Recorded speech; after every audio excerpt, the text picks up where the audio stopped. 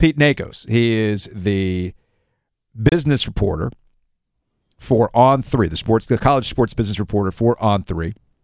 And he joins us now on the Heister Automotive Group hotline. Pete, what's going on? How are you doing, guys? Thanks for having me. Good. We did not promise you any NIL money to come on to this program, so thank you for not backing out of this conversation. But all jokes aside, I am curious, how does a school like Florida, as this splashes out onto the mainstream, how do you recover from that when you go back onto the recruiting trail and the NIL collectives get involved and start telling you about what you could be making at Florida? I don't know if you ever recover. Yes, it will happen over time, but this next recruiting cycle is going to be really tough when you walk into a athlete's home and you weigh out to them like, this is what happened, because there's going to be questions that need answered. And then on top of that, when they leave that home and leave those conversations with a recruit, the other SEC coaches who come into those doors who are probably going to recruit the same athletes are going to twist the story and point out how Florida didn't fulfill its commitment. Florida never paid Jaden Rashada what was promised. It's going to be really difficult. And if an athlete truly wants to go to a school solely because of NIL or a possible contract, that's going to be extremely tough for Florida to stick in that recruitment. Pete, I'm not going to sit here and lie to you and tell you I understand economics, but I do believe that the market is always going to find its level. But explain to me how Jaden Rashada, a 4-star recruit, kind of ended up in this bidding war to begin with. Was it just that he was one of the last available quarterbacks in the class? Yeah, I think there's a few factors. So obviously, Jaden was one of the last, like, quote unquote, good quarterbacks available in the 2023 class.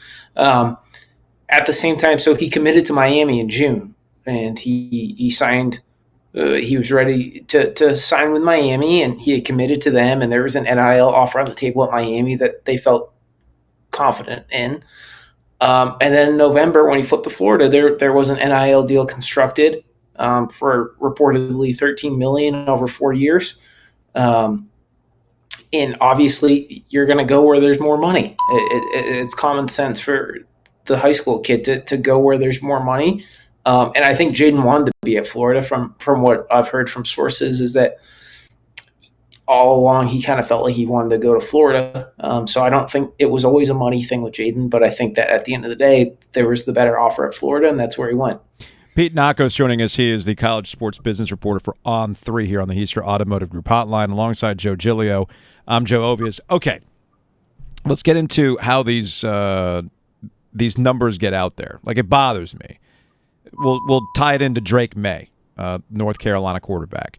It takes Mac Brown to say he was offered a bunch of stuff. Okay, cool. I get that. That makes a lot of sense. And then you get another coach at another place, shout out to Pat Narduzzi, who does a Sirius XM interview, and he says, I heard $5 million. And then everybody runs with that. He's $5 million. Narduzzi obviously it hits close to home for him because of what happened with Jordan Addison, him leaving Pitt to go to USC. There were some crazy reports about he's making more than 4 other wide receivers for the Pittsburgh Steelers.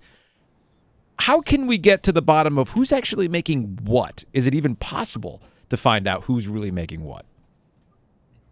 So I'll just explain. So when Drake May goes and signs an NIL deal with Bose, so he has an NIL deal with Bose. He gifted some of his teammates. So nowhere does it say that Drake has to go disclose how much money that deal was. Right. At some institutions that they have that, and obviously that would be private. So the numbers are never meant to be put out there. Mm-hmm.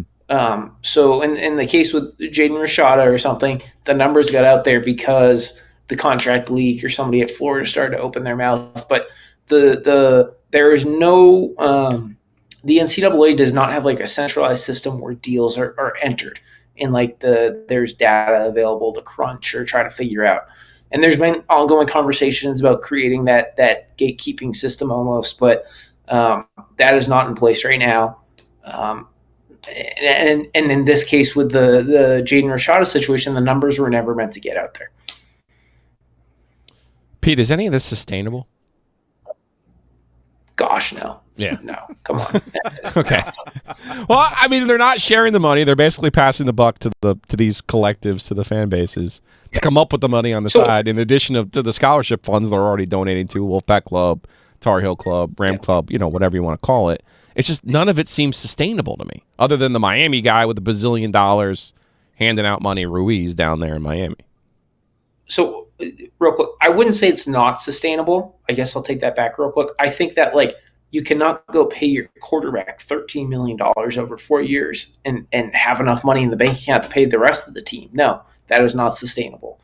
Do I think it's sustainable? Maybe paying a quarterback $1 million a year, and then maybe you're using about $4 to $6 million to pay the rest of the team. I think that's sustainable, and I think that these collectives are going to start to get really innovative with how they kind of source the dollars, and maybe there's been talk, I know, of maybe do you invest the cash, right? So maybe do you try to turn a profit on the subscriptions, things like that, to try to raise the amount of money available. But I don't think $13 million. You mentioned those Bose cards. Maybe it's the one where maybe it's $1. Maybe it's $5. Oh yeah, maybe it's $50. I always get $1. I never get anything more than $1. It's fine. What is the max on those anyway? I think it's usually up to $20. Ooh, okay. But I've never had a $20 one. No. All right, so Pete, we'll close on this. The collectives are not.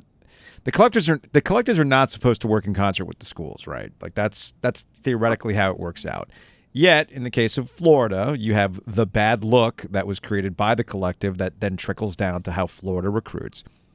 Are the schools so greedy that they're not going to finally just give in and find a way to put players on the payroll? Because if you're upset about guys flipping, if you're upset about guys transferring because of a better deal that might go elsewhere, there's a real simple way to prevent this from happening. Sign them to contracts. I mean, are they that greedy that they would never do it? I think that you could see in the next 3 to 4 years with college football playoff expansion that you could see conference television revenue from the expanded playoff end up in the players' hands through whether it's collective bargaining or a union or maybe the athletes are classified as employees, which is where you get those contracts. I'm not really sure if that will happen, but I could see that happening. And a lot of experts believe that the college football playoff expansion will give that opportunity. Pete, we appreciate the time, man. Good insight. Check it out. College sports business reporter for On3. Have a good rest of the week. Appreciate it. Thanks, guys.